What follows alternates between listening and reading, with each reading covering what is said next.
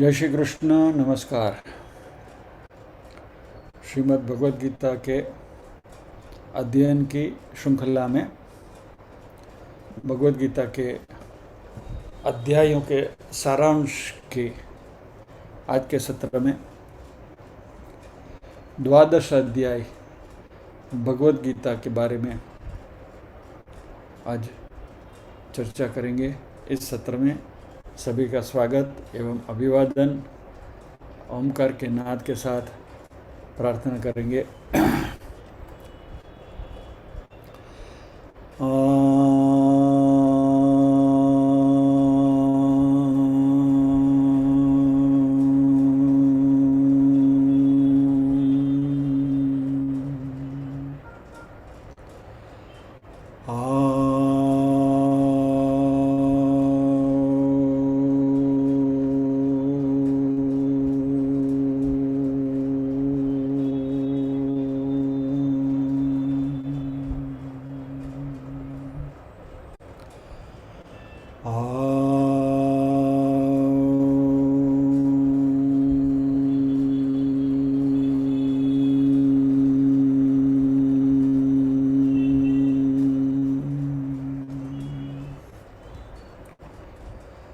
वक्रतुंड महाकाय सूर्यकोटिसमप्रभ निर्विघ्नं कुरु मे देव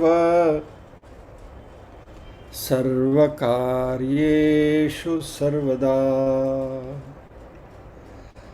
या कुन्देन्दुतुषारहारधवला या शुभ्रवस्त्रावृता या वीणावरदण्डमण्डितकरा या श्वेतपद्मासना या ब्रह्माच्युतशङ्कर प्रभृतिभिर्देवैः सदा वन्दिता। सा मां पातु सरस्वती भगवती निःशेषजाड्यापहा। वसुदेवसुतं देवं कंसचाणूरमर्दनं देवकी परमानन्दं कृष्णं वन्दे जगद्गुरुम्।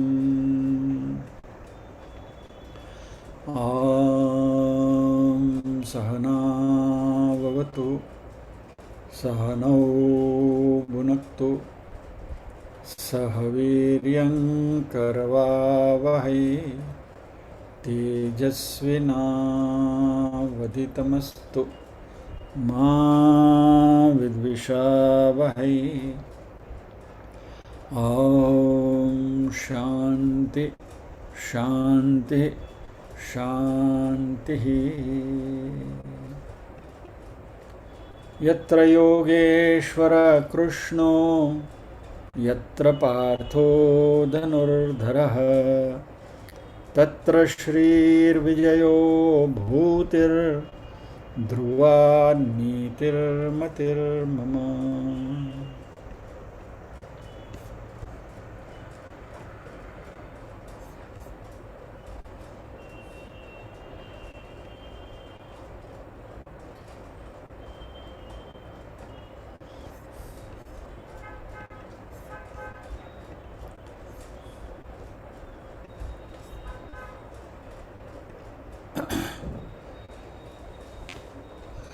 भगवद गीता के जो सबसे छोटे अध्याय हैं, 2 अध्याय, 12वां अध्याय और 15वां अध्याय, भक्ति योग और पुरुषोत्तम योग। 11वें अध्याय में भगवान का विश्वरूप दर्शन हमने देखा और भगवान का विराट स्वरूप हमने देखा और 11वें अध्याय में उस विराट स्वरूप की झांकी हमने की। 12वें अध्याय में भगवान भक्ति यह उसके ऊपर विशेष ध्यान देकर मुक्ति पाने के लिए कैसे भक्ति करनी चाहिए इसकी चर्चा कर रहे हैं। और अध्याय की शुरुआत अर्जुन के प्रश्न से हो रही है।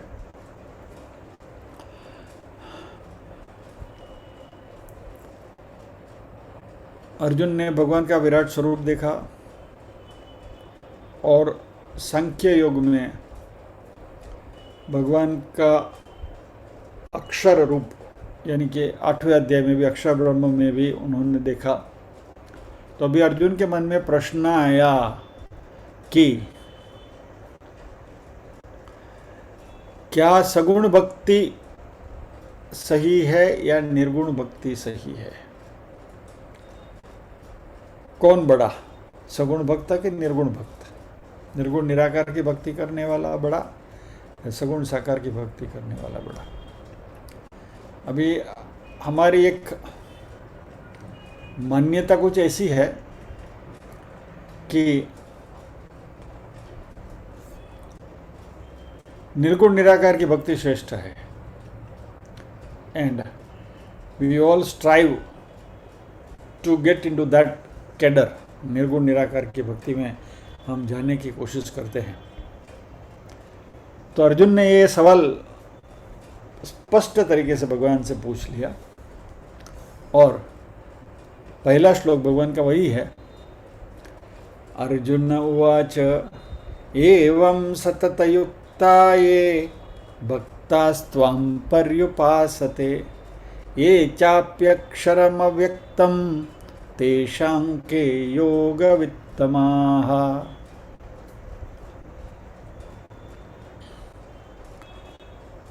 जो अनन्य प्रेमी भक्तजन, पहले आपने जैसे बताया उस प्रकार से निरंतर आपके भजन ध्यान में लगे रहकर आपके सगुण रूप परमेश्वर को यानी कि सगुण साकार स्वरूप को और दूसरे जो केवल अविनाशी सच्चिदानंद घन निराकार ब्रह्म को ही अतिश्रेष्ठ भाव से भजते हैं यानी कि निर्गुण निराकार को भजने वाले जो भक्त हैं, इन दोनों प्रकार के उपासकों में अति उत्तम योगवेत्ता कौन, हु इज सुपीरियर? हमारे कई सहाध्यायियों के मन में भी यह प्रश्न गूंज रहा है। इसका उत्तर हमें यहाँ मिलेगा।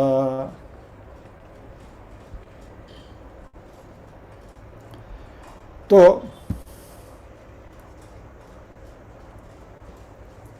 भगवान कृष्ण पहले कहते हैं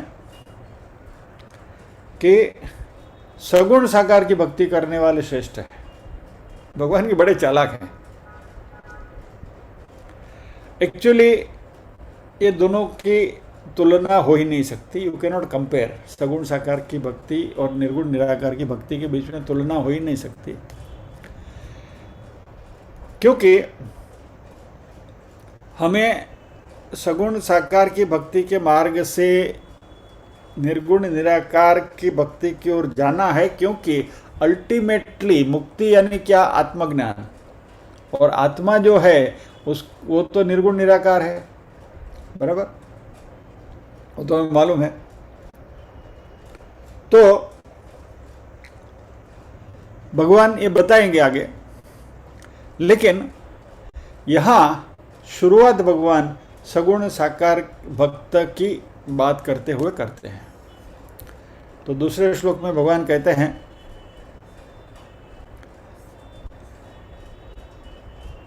बहुत दिनों के बाद शैलाबेन हमारी झपट में आई हैं, तो उनसे विनंती करेंगे कि अपने आप को अनम्यूट करें और दूसरे श्लोक का पारायण करें।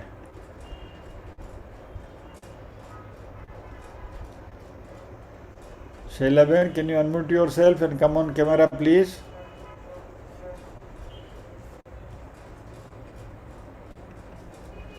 नहीं तो मेरी बेसुरी आवाज़ में सुनना पड़ेगा। ठीक है, सुनिए, जैसी ही आपकी मर्जी। श्री भगवान उवाच मय्यावेश्य मनो ये मां नित्ययुक्ता उपासते श्रद्धया परयोपेतास्ते मे युक्ततमा मता। भगवान कहते हैं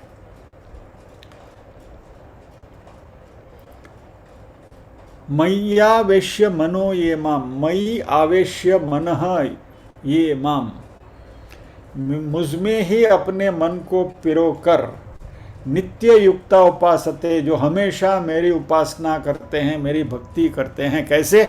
श्रद्धया, श्रद्धा से, परयोपेताहा, बिल्कुल अतिशय श्रेष्ठ श्रद्धा से, ते में युक्त तमामताः, वह युक्ततम, युक्त, युक्ततर, युक्ततम, सुपरलेटिव डिग्री।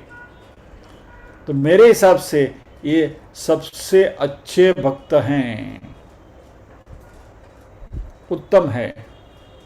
तो ये दूसरे श्लोक में भगवान ने सगुण साकार की भक्ति करने वाले भक्तों की सराहना करी। नाउ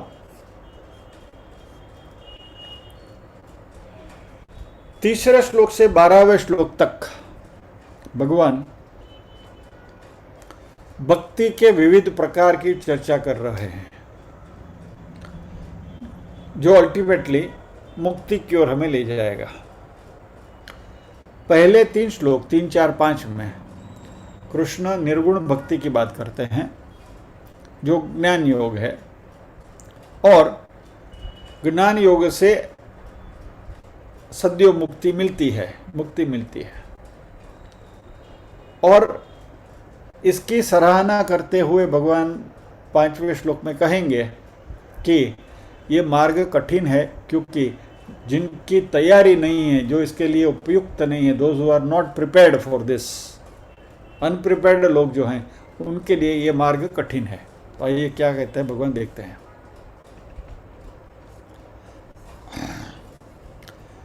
तीसरे और चौथे श्लोक में भगवान ने क्या कहा कि जो पुरुष इंद्रियों के समुदाय को भली प्रकार वश में करके मन बुद्धि से परे सर्वव्यापी अकथनीय स्वरूप और सदा एक रस रहने वाले नित्य अचल निराकार अविनाशी सच्चिदानंद घन ब्रह्म को निरंतर एक ही भाव से ध्यान करते हुए बजते हैं, वे संपूर्ण भूतों के हित में रत और सब में समान भाव वाले योगी मुझको ही प्राप्त होते हैं। अब ये 3 और 4 चौथे श्लोक में भगवान ने सब कुछ बता दिया कि जो हमारे लिए बिल्कुल कठिन है, नॉर्मल पर्सन जो है, अनप्रिपेयर्ड पर्सन जो है, उनके लिए ये रास्ता बहुत कठिन है, लेकिन दिस इज द क्वालिफिकेशन। और इसलिए 5वें श्लोक में भगवान क्या कहते हैं, क्लेशोऽधिकतरस्तेषाम् अव्यक्तासक्तचेतसाम् अव्यक्ता हि गतिर्दुःखं देहवद्भिर्वाप्यते। उस सच्चिदानंद घन निराकार ब्रह्म में आसक्त चित्त वाले पुरुषों के साधन में परिश्रम विशेष है। यानी कि तीसरे चौथे श्लोक में जो भगवान ने जो रीत बताई, जो मेथड बताई, वो बहुत क्लिष्ट है, क्लेश वाली है। क्लेशः अधिकतर तेषाम, तो उसमें बहुत सारा क्लेश है, झंझट बहुत है उसमें, क्योंकि देहाभिमान जब तक नहीं छूटता है तब तक ये निर्गुण निराकार की भक्ति करना आसान नहीं है। तो यह देहाभिमान छूटना ये बहुत बड़ी प्रक्रिया है, और इस प्रक्रिया में से यदि हम गुजर सकें और इसमें से सक्सेसफुली पार निकल जाएं, तो ही निर्गुण निराकार की बात करने योग्य है। तो फिलहाल हम इस निर्गुण निराकार की झंझट में पड़े ही नहीं, मैंने पहले भी आपसे कहा था। इसलिए हम अपने सगुण साकार में ही मस्त रहें, अपने जो इष्ट देव है उनके स्वरूप की हम भक्ति करें।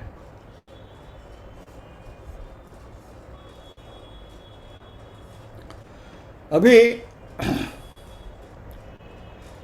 6 से 8वें श्लोक तक भगवान सगुण साकार की उपासना बताते हैं,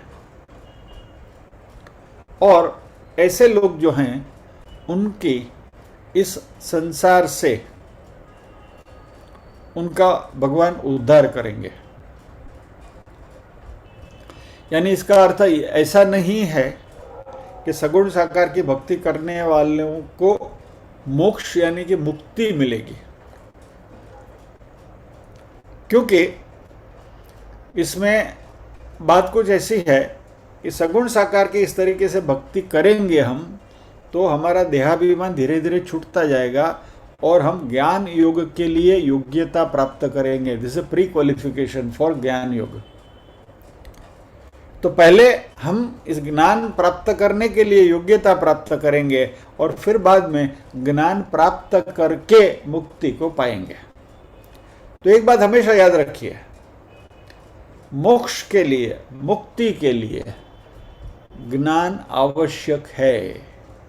फिर उसको आप ब्रह्म ज्ञान कहो या आत्मज्ञान कहो, जो भी कहो, लेकिन दिस इज ए मस्ट।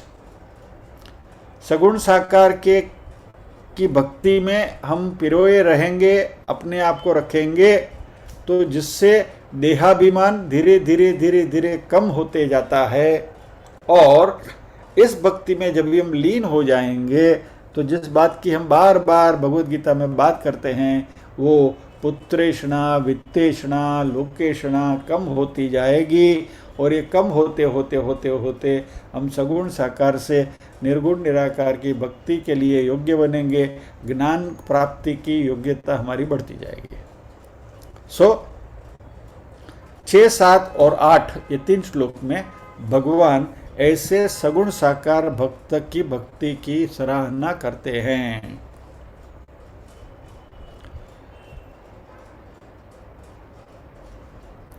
क्योंकि शैलाबेन अभी दिख रही हैं तो मैं उनसे विनती करूंगा कि आपकी आवाज़ बहुत समय से नहीं सुनी है हमने, तो 7, 8 और 9 का पारायण करें।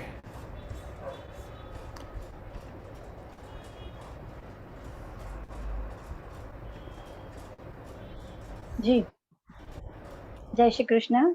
जय श्री कृष्ण। 7, 8 और 9 सामने स्क्रीन पर। जी जी।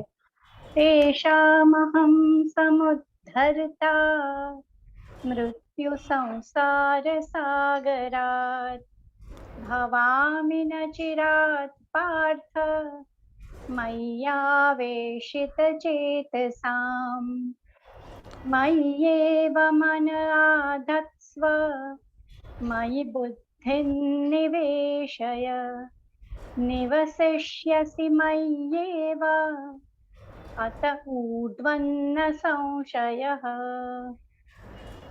अथ चित्तं समाधातुं न शक्नोषि मयि स्थिरम् अभ्यासयोगेन ततो मामिच्छाप्तुं धनञ्जय। जय श्री कृष्ण। जय श्री कृष्ण भाई। तेषामहम समुद्रता मृत्यु संसार सागरात, उनमें मुझमें चित्त लगाने वाले जो भक्तों को इस मृत्यु रूपी संसार समुद्र से शीघ्र ही उद्धार करता हूँ। यानी सगुण साकार की भक्ति करेंगे, अच्छी तरह से मग्न होकर करेंगे। कैसे लोगों की? मय्यावेशित चेतसा, मयि आवेशित चेतसाम, जिन्होंने मेरे में चित्त को पिरो के रखा है, वैसे लोगों का इस मर्त्य संसार से मैं उनका उद्धार करता हूं। और ये करने के लिए क्या करना है? 8वां श्लोक बहुत बहुत इंपॉर्टेंट है इस अध्याय का। मय्येव मन आधस्त्व मयि बुद्धिं निवेशय निवसिष्यसि मय्येव अत ऊर्ध्वं न संशयः। मुझ में ही मन को लगाओ, अपनी बुद्धि मुझे अर्पण करो, ये करोगे तो तुम मुझ में ही रहोगे, इसमें कोई संशय नहीं है। ऊर्ध्वम न संशय, इसे बड़ा कोई समाधान ही नहीं है। जब आएंगे श्लोक में तब भी चर्चा करेंगे। बहुत अच्छा श्लोक है, बहुत सुंदर अनूठा श्लोक है। और 9वें श्लोक में भगवान ने कहा कि यदि तू मन को मुझ में अचल स्थापन करने के लिए समर्थ नहीं है तो अर्जुन अभ्यास रूप योग के द्वारा मुझको प्राप्त करने के लिए इच्छा कर। देखो भगवान कितने करुणावान है। पहले तो कंडीशन करी कि मुझे मई एवं मन आदस्त्व मई बुद्धि में निवेश है, तुम्हारा मन मुझे अर्पण करो, तुम्हारी बुद्धि मेरे में ही लगाओ। लेकिन भगवान को मालूम है कि सब हमको ये हम कर नहीं पाएंगे, कुछ न कुछ डिस्ट्रैक्शन आते रहते हैं जीवन में, तो दूसरी भ्रमण कक्षा में चले जाएंगे। भगवान को मालूम है कि ये तो इन लोगों का होने वाला है, और कलयुग में तो खास होने वाला है। क्या बटाटा वाला सामने दिखा गरम गरम तो भगवान की पूजा छोड़ के भागेंगे, चलो चलो चलो चलो प्रसाद बांट रहा है। तो ऐसे लोगों के लिए भगवान ने कहा कि यदि तुम मेरे में अचल मन को स्थापन करने के लिए समर्थ नहीं हो तो हे अर्जुन अभ्यास रूप योग के द्वारा मुझे प्राप्त करने की इच्छा करो। Make up your mind, new year resolution, कि अभी तो इतने सारा भगवान का ऐसा तो कुछ होता नहीं है, फिर भी चलो भगवान की भक्ति हम रेगुलरली करेंगे, ऐसा एक संकल्प करें। और इसलिए हमारे शास्त्रों ने श्रवण मनन कीर्तन निधिध्यासन वगैरह जप वगैरह विधियां हमें बताई हैं, और ये जो बार बार इसको रिपीट करें इसका नाम ही अभ्यास है। अभ्यास योग युक्ते न चेतसा नान्यगामिना, बराबर आगे आया है ना, पढ़ा था ना। तो इस तरीके से अभ्यास हमें करना है। नाउ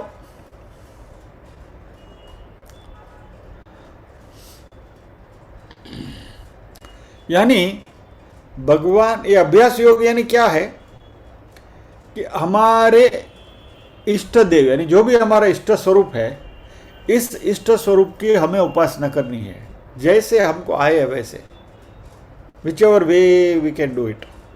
और ये उपासना जो हम करते रहेंगे, इस इष्ट देव में हमारा मन पिरो के रखेंगे, तो हमारा मन धीरे धीरे स्थिर होगा, चंचल मन शांत होगा, और शांत हुए चंचल मन में परमात्मा की छवि उभरेगी, और फिर ज्ञान योग की योग्यता हमें प्राप्त होगी। 10वें श्लोक में भगवान और भी थोड़ा नीचे उतर रहे हैं। यदि मान लीजिए कि आप बहुत बिजी हैं,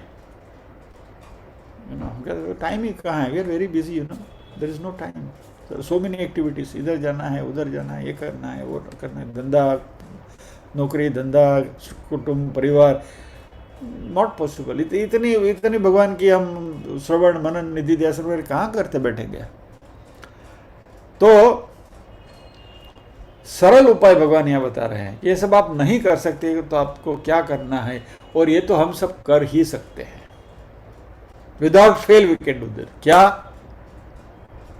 हमारे जो नित्य नैमित्तिक कर्म हैं वह परमात्मा को अर्पण करते हुए ईश्वरार्पण बुद्धि से हम करें, और किसी भी फल की अपेक्षा रखे बिना यानी निष्काम कर्म योग का साधना करें, तो भी भगवान बोलते हैं कि मैं खुश हो जाऊंगा। और ये तो हम सब कर सकते हैं ना। तो 10वें श्लोक में भगवान ने इस बात करी कि यदि उपर्युक्त अभ्यास में भी असमर्थ है तो मेरे लिए कर्म करके परायण हो जाओ, और मेरे निमित्त कर्मों को करते हुए भी मेरी प्राप्ति रूपी सिद्धि को प्राप्त करोगे।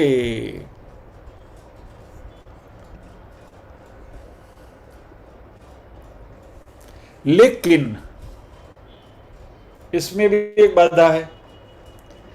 यदि हम काम्य कर्म ही कर्म करना चाहते हैं, निष्काम कर्म नहीं कर सकते। कुछ ना कुछ कामना है, मेरा क्या, मैं ऐसा करूं तो मुझे क्या मिलेगा। भगवान से भी हम अपेक्षा रखते हैं, भगवान हम तुम्हारा नाम लेंगे तो तुम हमारा क्या कल्याण करोगे। तो काम्य कर्म, डिजायर बॉर्न एक्शंस, जिसमें हमें कुछ फल की इच्छा है, वैसे लोगों के लिए परमात्मा यहां एक और विधि बता रहे हैं कि जब भी तुमने किसी भी कामना से कोई भी कर्म करा, काम्य कर्म किया, और वो कामना की परिपूर्ति हुई और उस कर्म के परिपाक रूप तुम्हें कुछ फल मिला, तो जो फल आया ना, उसको परमात्मा का प्रसाद समझकर उसका स्वीकार करो। सर्व कर्म फल त्यागम, यानी जो भी आया वो परमात्मा का, प्रभु का प्रसाद है। यानी ये तो सीधी सीधी हमारी बात हो गई। मंदिर में जाकर हाथ जोड़कर भगवान के सामने भिखारी की तरह खड़े रहे और भगवान से कहा कि भगवान मेरा ये काम तो कर दीजिए प्लीज। क्या मैं आपको, अभी हनुमान जयंती आने वाली है ना, तो 1.25 किलो बूंदी के लड्डू चढ़ाऊंगा, हे हनुमान जी मेरा ये कार्य कर दीजिए, और आपका कार्य हो गया तो हुआ, वो मैंने किया नहीं, हनुमान जी ने मेरे कार्य को सफल कर दिया। वैसा करके हनुमान जी को जाकर थैंक यू बोलो। इतना तो हम कर ही सकते हैं, बराबर। भगवान बोलते कुछ नहीं तो इतना तो करो यार।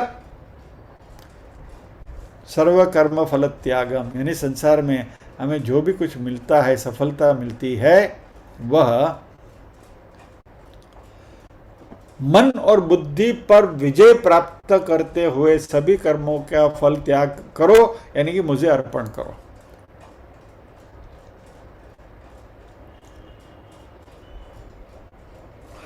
और इसलिए 12वें श्लोक में भगवान कर्मयोग की बात करते हैं, और ऐसा जो कर्म फल त्यागी, मैं निष्काम कर्मयोगी नहीं करूंगा, कर्म फल त्यागी यानी सकाम भक्त है, कामना करते हुए भगवान की भक्ति करता है, कुछ स्वार्थ लिए परमात्मा की भक्ति करता है, लेकिन वो जो कामना की वजह से जो फल मिला वो फल परमात्मा को अर्पण करता है। ही गिव्स क्रेडिट टू परमात्मा, ही थैंक्स परमात्मा फॉर दैट। ऐसा व्यक्ति धीरे धीरे धीरे धीरे धीरे परमात्मा में लीन होता जाएगा, क्योंकि क्या होगा फिर, भगवान में उसकी श्रद्धा बढ़ती है, और इस बढ़ती हुई श्रद्धा की वजह से वह परमात्मा को समर्पित हो जाएगा। और इस कर्मयोग की सराहना यहां भगवान करते हैं।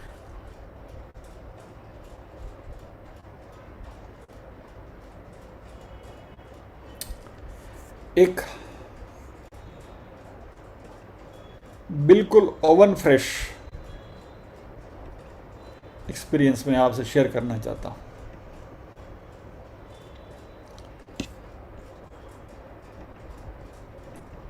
यह अनुभव कल रात का ही है।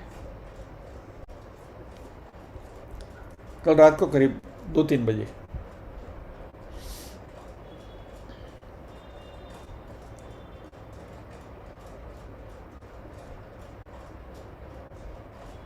I am saying this just to offer clarification on this श्लोक। ऐसे ही योगानुयोग सामने आया है। कल रात को मेरी वाइफ को कुछ तकलीफ हुई एंड शी वॉज फीलिंग, उसको बहुत गिडीनेस हो रही थी, चक्कर आ रहे थे, नींद में से उठ गई, बैठ नहीं सकती है, उठ नहीं सकती है, और पूरा घूम रहा है। समाव 6 सेंस से पता चला कि it is because of the indigestion और गैस की वजह से है। पहले मुझे भी होता था, तो I am quite used to this situation. तो उसको दवाई वगैरह तो दी, लेकिन वो दवाई पेट में जाएगी, असर करने में थोड़ा तो समय जाएगा ना. It takes at least half an hour, 45 minutes to show its effect. But सब इतना घूम रहा था and it became unbearable for her. She literally started crying, जोर जोर से रोने लगी. मेरे पास कोई इलाज नहीं था. रात को 3 बजे आप कहाँ जाओगे?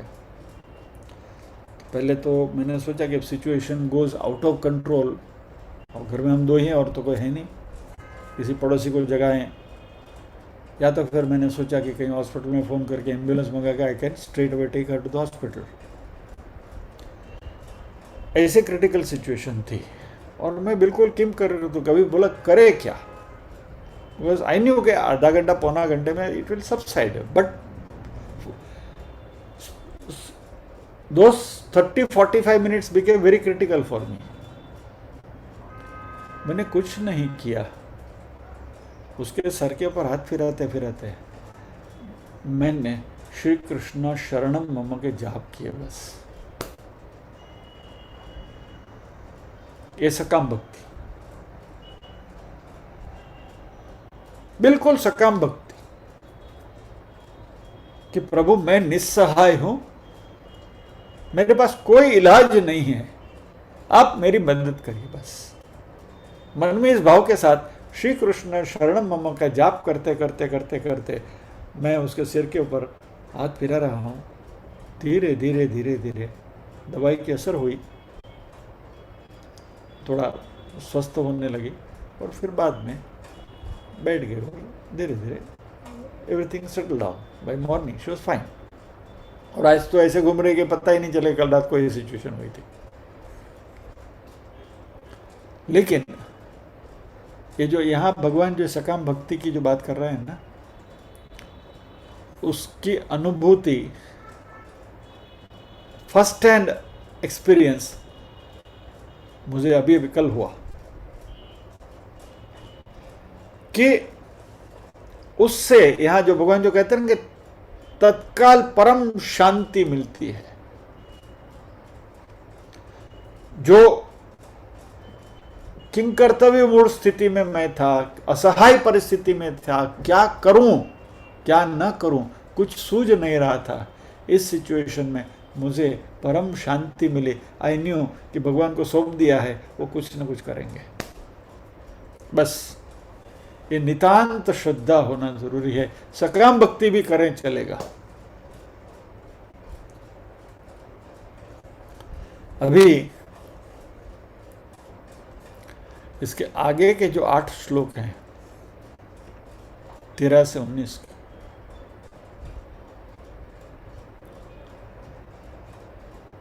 उसको स्पेसिफिक नाम दिया गया है.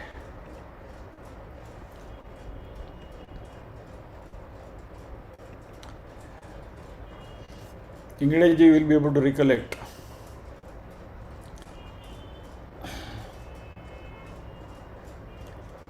यदि आपको याद है तो बताइए. Hari ji, Ingade ji, anyone who can, you can unmute yourself. ये जो लास्ट 8 श्लोक हैं, आप में से किसी को भी मालूम है तो you can, I am allowing all of you to unmute. हाँ शैलबेन. अमृताष्टकम. अमृताष्टकम, यस. ये जो लास्ट 8 श्लोक हैं वह अमृताष्टकम कहलाया है. और इसमें भगवान भक्त के या तो भक्ति के वो सारे लक्षण बताते हैं कि जो सच्चे भक्त में होना चाहिए. As a Karmayogi, as a उपासक सगुण साकार की भक्ति करते हैं, तब भगवान हमें हमसे अलग दिखते हैं. We find lord as distinct from us. हमसे भगवान अलग हैं. ये भक्ति की निम्न कक्षा है, क्योंकि इससे हमें भगवान के सही स्वरूप का अंदाज नहीं है। और ये सगुण भक्ति है, जिसको हमारे शास्त्रों ने भेद भक्ति भी कहा है या तो अपरा भक्ति कहा है। और जैसे जैसे ज्ञान योग की योग्यता बढ़ती जाती है और ज्ञान योग का अध्ययन चलता है, वैसे वैसे हमारी और परमात्मा का की ऐक्यता, यानी कि वो जो हैं वही हम हैं और हमारा जो स्वरूप है, यानी जीव और जगदीश्वर की जो ऐक्यता है, उसका हमें धीरे धीरे अंदाज़ा लगने लगता है। We discover our identity with परमात्मा। और ये जो भक्ति है वो निर्गुण भक्ति या तो अभेद भक्ति या तो पराभक्ति कहलाती है। और इसमें ये जो पराभक्ति करने वाले जो निर्गुण भक्त हैं, अभेद भक्त हैं, पराभक्त जो हैं, उनके जो लक्षण है वो भगवान यहाँ बताते हैं। दूसरे अध्याय के 55 से 72वें श्लोक में स्थित प्रज्ञ के जो लक्षण भगवान ने बताए थे, समथिंग सिमिलर टू दैट भगवान यहाँ बता रहे हैं। तो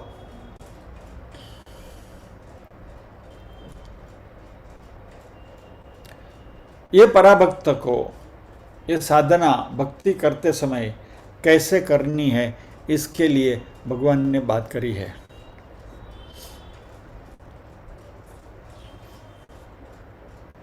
और यह पराभक्त जैसे जैसे इन गुणों को आत्मसात करता जाएगा, वैसे वैसे उसमें से जो स्वभावजन्य जो मल है या तो हमारे अंदर जो अशुद्धियां हैं, वो अशुद्धियां धीरे धीरे निर्मूल होती जाएगी।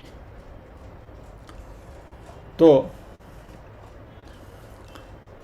चलिए एक बार ये 8 श्लोकों का पारायण कर लेते हैं। शैलाबेन प्लीज। जी कौन सा श्लोक है? 13 से 20। जी जी भास्कर भाई। जी सर। नहीं नहीं, जय श्री कृष्ण। जय श्री कृष्ण। जय श्री कृष्ण।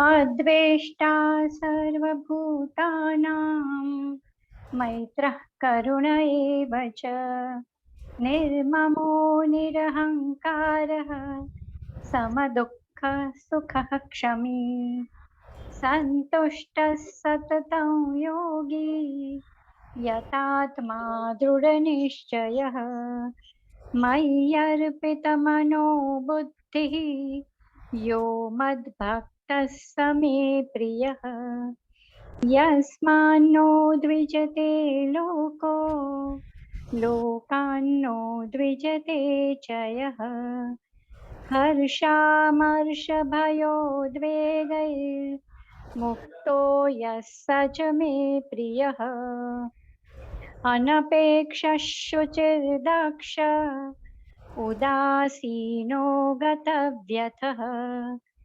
सर्वारम्भपरित्यागी यो मद्भक्तः स मे प्रियः यो न रुष्यति न द्वेष्टि न शोचति न काङ्क्षति शुभाशुभपरित्यागी भक्तिमान्यः स मे प्रियः समशत्रौ च मित्रे च तथा मानापमानयोः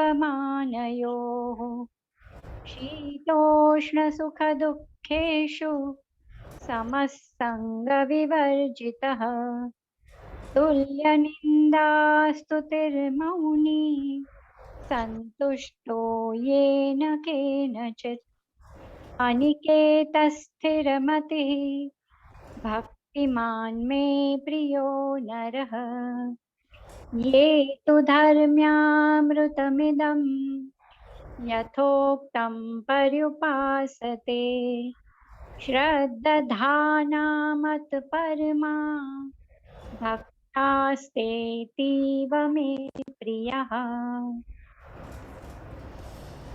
जय श्री कृष्ण। जय श्री कृष्ण। ये जो 8 श्लोक हैं ये अमृताष्टक हैं।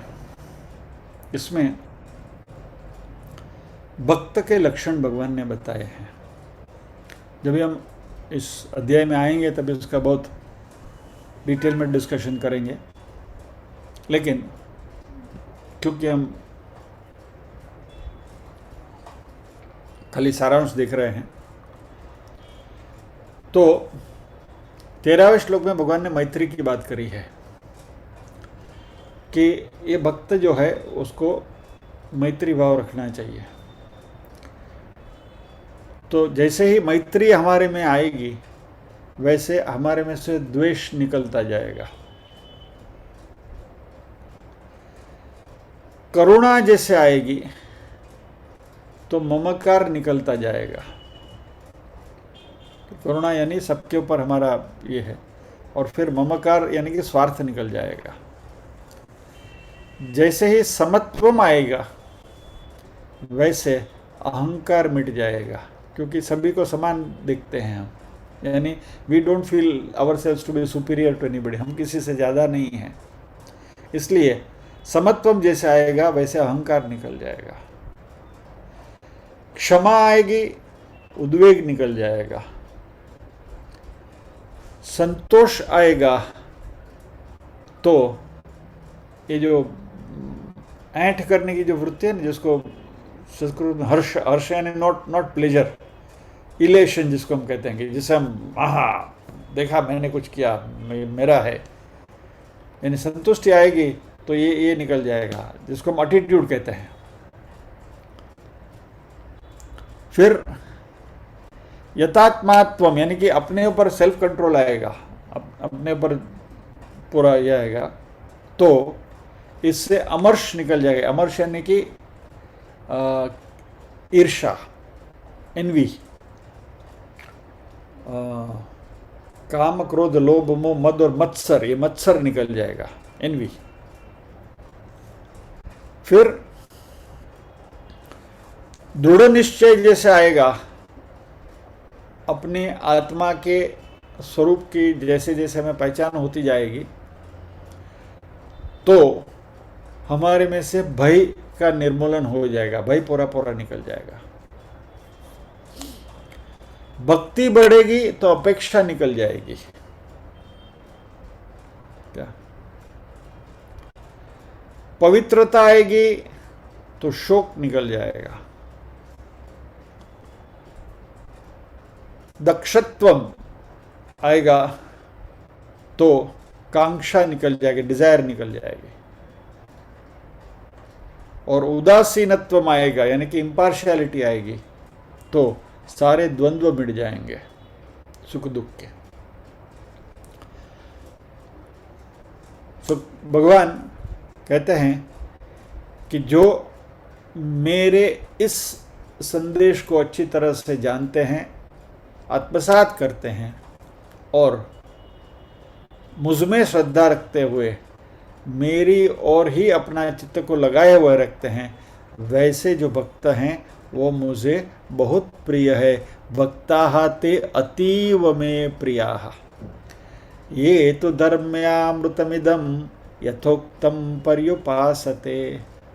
यह जो मैंने कहा अमृतम इदम, इसलिए इसको अमृताष्टक कहा गया है कि इस अमृत को यथोक्तम जैसे मैंने ऊपर कहा वैसे पर्युपासते, उसका निष्काम प्रेम भाव से सेवन करते हैं। इस अमृत का जो सेवन करते हैं, श्रद्धाना मत परमा, जो मेरे में ही, मेरे परायण पूरी पूरी श्रद्धा से मुझ में ही पिरोए हुए रहते हुए इस तरीके से जो करते हैं, वह भक्त मुझको अतिशय प्रिय है। भक्ताः ते अतीव में प्रियाः, ऐसे भक्त मुझे बहुत प्रिय हैं।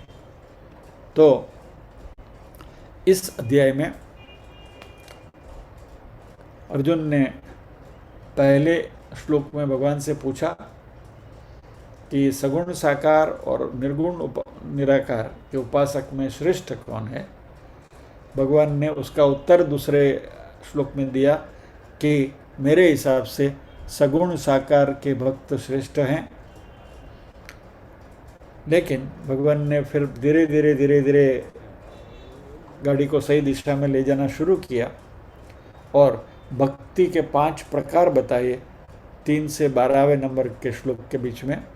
प्रसाद बुद्धि, ईश्वरार्पण बुद्धि, इष्ट देवता की उपासना, विराट की उपासना और अक्षर उपासना, यानी कि ज्ञान योग की योग्यता, ये 3 से 12वें श्लोक तक बताए। और जो पराभक्त हैं, यानी कि परमात्मा की भक्ति में जो लगे, अमृताष्टक वाले जो श्लोक हैं उसमें 13 से 19 में भगवान ने भक्त के, सच्चे भक्त के लक्षण बताए और 20वें श्लोक में भगवान ने इसका उपसंहार किया कि जिसमें ऐसे गुण पाए जाते हैं, ऐसा भक्त भगवान कहते हैं कि मुझे बहुत प्रिय हैं। और क्योंकि यह अध्याय में भक्ति की चर्चा की गई है, इसलिए इस अध्याय का नाम भक्ति योग है।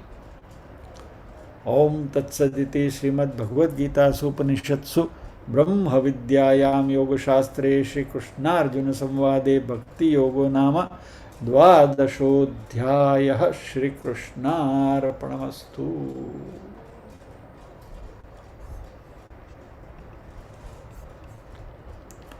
प्रार्थना करेंगे।